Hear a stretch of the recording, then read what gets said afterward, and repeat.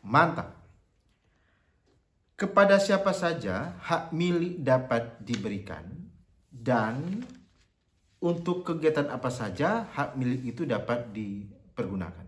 Ini masih bagian dari kajian hukum agraria rekan-rekan semuanya, supaya kita bisa mengetahui hal-hal terkait dengan hak atas tanah yang ada di Republik ini. Kalau kita melihat aturan yang ada, hak milik itu dapat diberikan kepada, yang pertama adalah warga negara Indonesia. Yang kedua, badan hukum yang ditetapkan oleh pemerintah sesuai dengan ketentuan perundang-undangan. Jadi prinsip adalah satu, namanya warga negara Indonesia. Dua, badan hukum yang ditetapkan oleh pemerintah sesuai dengan ketentuan peraturan perundang-undangan. Meliputi satu, bank negara. Dua, badan keagamaan dan badan sosial yang ditunjuk oleh pemerintah. Tiga, koperasi pertanian.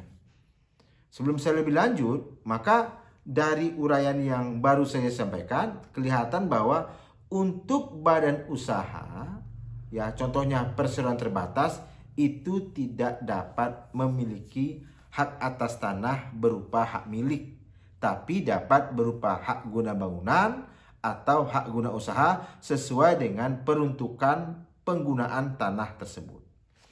Nah, kita lihat di sini teman-teman semuanya. Untuk badan keagamaan dan badan sosial yang ditunjuk oleh pemerintah, diberikan hak milik setelah mendapat penunjukan oleh menteri sebagai badan hukum yang dapat mempunyai hak milik berdasarkan rekomendasi. Ya, jadi tidak serta-merta semua badan keagamaan dan badan sosial itu dapat memiliki yang namanya hak milik. Ada ukurannya teman-teman semuanya. Yaitu apa? Setelah mendapat penunjukan oleh menteri sebagai badan hukum yang dapat mempunyai hak milik. Berdasarkan rekomendasi dari A, menteri yang menyelenggarakan urusan pemerintahan di bidang keagamaan untuk badan keagamaan. Dan B, menteri yang menyelenggarakan urusan pemerintahan di bidang sosial untuk badan sosial. Jadi haruslah dulu ada penunjukan dari menteri yang membidangi apakah dia badan keagamaan atau dia badan sosial. Kita lanjut ya.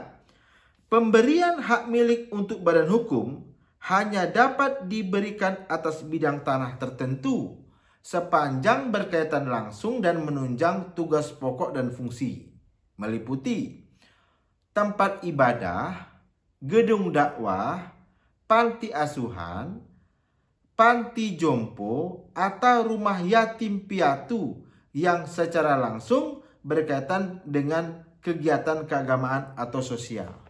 Ya, jadi harus ada kaitan langsung penggunaan tanah tersebut dengan tugas dan pokok fungsinya si badan tadi, apakah badan keagamaan atau badan sosial. Kita lanjutkan. Bangunan fasilitas kesehatan, ya, dan fasilitas pendidikan yang diperoleh dari hasil pengelolaan rumah sakit dan sekolah _perguruan tinggi, serta usaha lainnya yang dipergunakan untuk menunjang kegiatan dakwah, panti asuhan, panti jompo, atau rumah yatim piatu atau kegiatan lainnya yang secara langsung menunjang kegiatan keagamaan atau sosial. Jadi secara yang saya pahami adalah tidak boleh juga sebuah badan keagamaan atau badan sosial itu kemudian malah menggunakan tanah tapi tujuannya bukanlah yang berkaitan dengan tugas dan pokok serta fungsi dari badan tersebut. Nah, bagaimana penggunaan hak milik? Kita jawab, hak milik diberikan untuk kegiatan usaha dan non pertanian. Jadi usaha pertanian dan non pertanian. Jadi kalau tadi kita lihat di VT yang sebelumnya terkait dengan hak guna bangunan, itu kan memang khusus mengenai kegiatan-kegiatan yang ada bangunan di atasnya. Tidak bisa untuk pertanian. Tapi sebaliknya, kalau untuk yang hak guna, hak milik ini dapat untuk apakah itu kegiatan pertanian ataupun non pertanian. Semoga video ini bisa bermanfaat rekan-rekan semuanya. Silakan berkomentar. Nanti jika ada pertanyaan kami akan menjawab dengan video-video yang berikutnya. Salam hormat dari saya, Irawan Harahap di Kota Pekanbaru. Mantap, mantap, mantap.